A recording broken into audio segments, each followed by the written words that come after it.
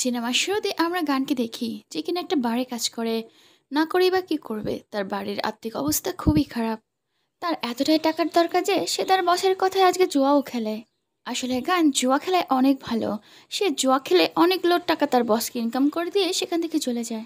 অন্যদিকে আমরা সিয়নকে দেখি যে কিনা আমেরিকায় পড়ালেখা করতো, আর সে এখন কোরিয়ায় ফিরে এসেছে। সে আজ অনেক দিন পরে কোরিয়ায় আসলো। সিয়নের ছোটবেলার বন্ধু টাই তাকে নিতে এসেছে। টাইয়ের বাবার অনেক টাকা। এই কারণে টাই সবসময় ভাবে তার টাকা পয়সা দেখে যে কোনো মেয়ে পটে যাবে। সে শিয়নের উপর টাই মারে। সে শিয়নকে আজকে রাত্রে তার সাথে থাকতে বলে, কিন্তু শিয়ন তাকে সরাসরি না করে দেয়। এর পরের দিন দেখি সয়ন স্কুলে আসে, আর স্কুলের টিচার সবার সাথে তাকে পরিচয় করিয়ে দেয় যে এ আমেরিকা থেকে পড়ে এসেছে।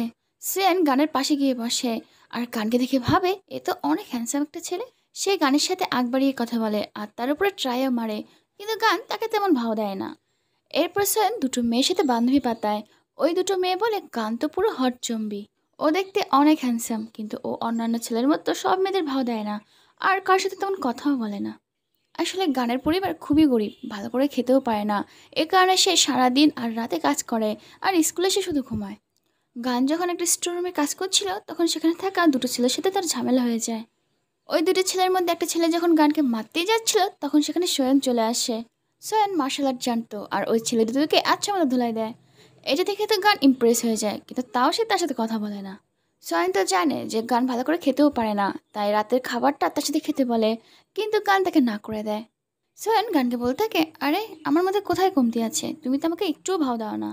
গান সোয়েনের এই কথার কোনো উত্তর দেয় না, সে চলে যায়। পরের দিন সুয়ান স্কুলে যখন পিয়ানো বাজাচ্ছিল, তখন তার পিয়ানো শুনে গান তার কাছে আসে আর বলে, তুমি তো খুব ভালো পিয়ানো বাজাতে পারো। ব্যাস আর কি, এই কথা বলার সাথে সাথে সুয়ান তো একদম পুরো গানের পিছনেই পড়ে যায়। সে গানকে বলতে থাকে, চলো না একসাথে লাঞ্চ করি, কিন্তু গান তাকে আবারও না করে দেয়। তখন সোয়ান বলে, এভাবে যদি না খেয়ে থাকো তাহলে তুমি কোনোদিন বড় হতে পারবে না। গান তার দিকে তাকিয়ে হাইট মেপে বলে, দেখো কে বড়, আমি না তুমি? তোমার থেকে আমি অনেক লম্বা, ঠিক আছে, আর অলরেডি বড় হয়ে গেছি। এরপরে গানের একটা ফোন আসে, আর সে চলে যায় হসপিটালে। আসলে হসপিটালে তার বোন ভর্তি। তার বোনের বোন মেরে অপারেশন করাতে হবে, কিন্তু তাদের কাছে টাকাই নেই যে এত বড় একটা অপারেশন করবে।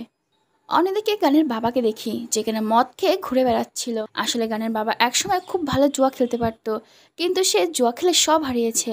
আর সে কোনো ইনকামও করে না। সে এখন মদ খেয়ে শুধু ঘুরে বেড়ায়, আর এ কারণে পরিবারের পুরো দায়িত্ব গানের উপরে। পরের দিন স্কুলের ক্লাসে গান আবারও ঘুমাচ্ছিল। তখন সয়ন তার উপরে চাদর দিয়ে দেয়। এটা দেখে গান তাকে বলে, তোমার আমার প্রতি এত কেন মায়া? তখন সয়ন বলে, দেখো গড আমাদেরকে মিলিয়েছে, তাই তোমার প্রতি আমার এত মায়া। এই কথা শুনে তো গান রাগ করে সেখান থেকে চলে যায়, কিন্তু সোয়েনও তার পিছু পিছু আসে। ঠিক তখনই স্কুলের বাইরে সোয়েনের সেই ছোটবেলার বন্ধু টাই আসে। টাইকে দেখে তো স্কুলের সব মেয়েরা পুরো পাগল। কিন্তু সোয়েনকে যখন গানের পিছনে ঘুরতে দেখে, তখন সে গানকে বলে, তোর এমন কি আছে যে সোয়েন তোর পিছে ঘুরছে? আর এখানে দুজনের মধ্যে কথা কাটাকাটি শুরু হয়ে যায়। আর আমরা জানতে পারি টাই আর গান একে অপরকে আগে থেকেই চেনে। আর এর কারণ তারা দুজনেই জুয়া খেলে। গান তো টাইকে অনেকবার হারিয়েছে।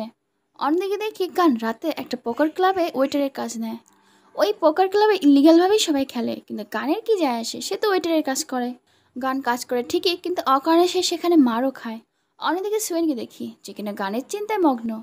সুয়েন দেখে রাস্তায় পড়ে থাকা এক মাতলের পকেট থেকে কিছু লোক ছিনতাই করছে। এটি দেখে সুয়েন সেই ছিনতাইকারীগুলোকে তাড়িয়ে দেয়, আর আমরা এখানে দেখতে পাই ওই মাতাল হচ্ছে গানের বাবা। সুয়েন সেটা তো জানতো না, কিন্তু তার লোকটার উপর খুব মায়া হয়, তাই তাকে বাড়িতে পৌঁছে দিতে যায়। এদিকে গানও তখন বাড়িতে আসে, আর তার মুখে অনেক মারের দাগ। এখানে সুয়েন বুঝতে পারে এটা গানদের বাড়ি। গান তার বাবাকে আনার জন্য সুয়েনকে ধন্যবাদ দেয়। এরপর সুয়েন কানের আঘাতে ওষুধ লাগিয়ে দেয়, আর ওষুধ লাগাতে লাগাতে তাকে একটা কিসও করে। ব্যাস আর কি, এখানে গানও আর চুপ থাকে না।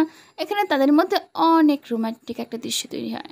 এরপরে দেখি গান সুয়েনকে সে রাতে তার কাজের জায়গায় নিয়ে যায়। গানের ম্যানেজার সুয়েনকে বলে, তুমি অনেক লাকি, গান এখনো অবধি কোনো মেয়েকে এখানে আনেনি। গান খুব ভালো পোকার খেলতে পারে, কিন্তু ওর কাছে এত টাকা নেই যে ও পোকার খেলবে।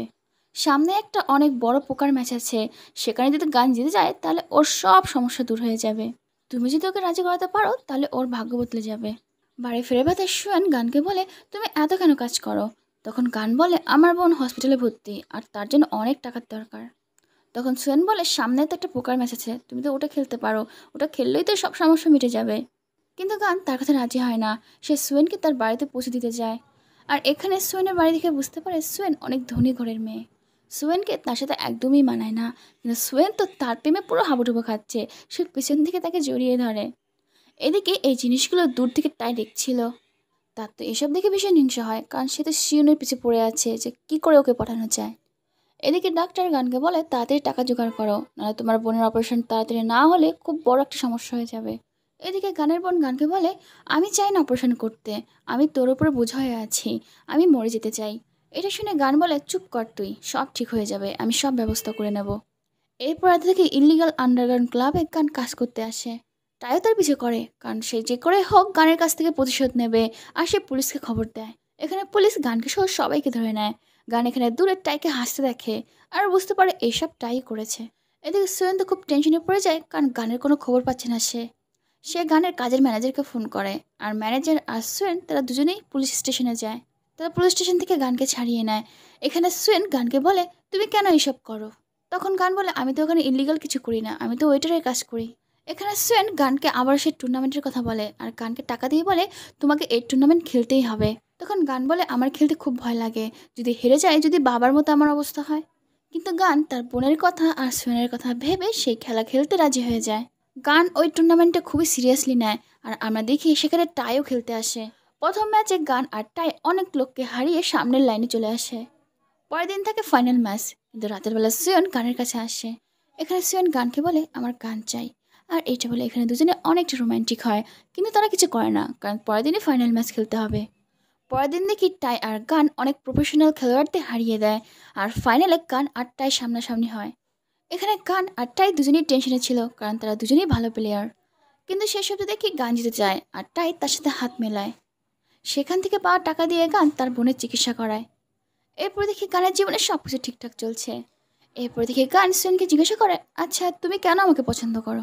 সুয়েন বলে, পছন্দ করার জন্য কোনো কারণ দরকার পড়ে না, বাস হয়ে যায়। আর এখানে এই হ্যাপি এন্ডিংয়ের মাধ্যমে এই সিনেমাটা শেষ হয়। প্রিয় বন্ধুরা, একটা লাইক আর কমেন্ট করতে ভুলো না।